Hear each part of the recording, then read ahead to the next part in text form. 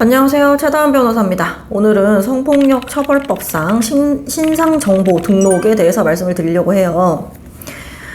성범죄가 유죄로 선고됐다. 그러면 기본적으로 신상정보를 등록하도록 되어 있습니다. 등록이라는 거는 공개가 되거나 고지가 되는 것과는 다른데요. 그냥 수사기관에 등록을 해놓나 보다 이렇게 생각을 하시면 될 것 같아요. 이 등록을 해놓는다는 거는 이제 1년에 한 번 경찰서에 방문을 해서 사진을 찍고 이사를 했다거나 전화번호가 변경됐거나 소지하고 있는 차량에 대한 정보가 바뀌거나 하면 계속 그 내용을 매년 1년에 한 번씩 업데이트를 해야 된다는 그런 내용입니다. 신상 정보를 그러면은 뭐 다 등록을 해야 되냐? 꼭 그런 건 아니고요.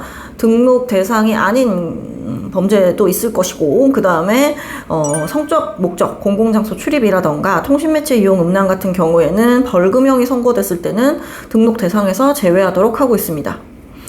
만약에 그렇지 않은 경우에 뭐 예를 들어서 뭐 카메라 등 이용 촬영이다, 이런 범죄를 저질렀을 때는 선고유예를 받는 경우에도 등록을 하게끔 돼 있으니까 잊지 말고 등록을 하셔야 될 것 같아요.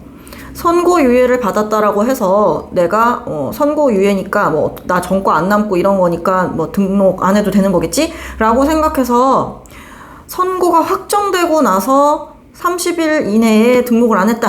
그러면 경찰서나 법무부에서 연락이 옵니다. 너 그거 등록 안 했으니까 이 사건으로 너 조사받자, 이런 식으로 연락을 받게 돼요. 그렇기 때문에 조심하셔야 됩니다. 무조건 판결 확정 후에 30일 이내에 등록을 하셔야 돼요. 선고 확정되고 나서 다시 경찰서에서 연락이 오는 줄 알았는데 아닙니다. 연락 안 오고요. 무조건 자동적으로 30일이니까 이 점에 대해서도 유의를 하셔야 될 것 같아요. 제가 최근에 봤던 판례에 대해서 말씀을 드릴게요.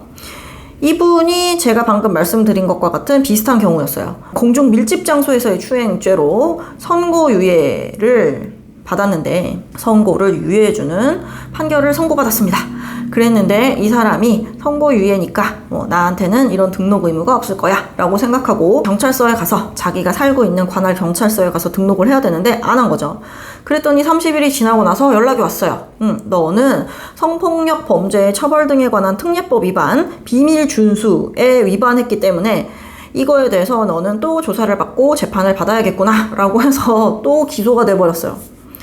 이렇기 때문에 주의하셔야 됩니다. 여튼 그래서 또 형사재판을 받게 됐어요. 이 부분에 대해서 말씀드릴게요. 성폭력 범죄 처벌 등에 관한 특례법 제42조 신상정보 등록 대상자에 따르면 제3조에서부터 15조까지 범죄로 유죄 판결이나 약식 명령이 확정된 자 또는 같은 법 49조 1항 4호에 따라 공개 명령이 확정된 자는 신상정보 등록 대상자가 된대요.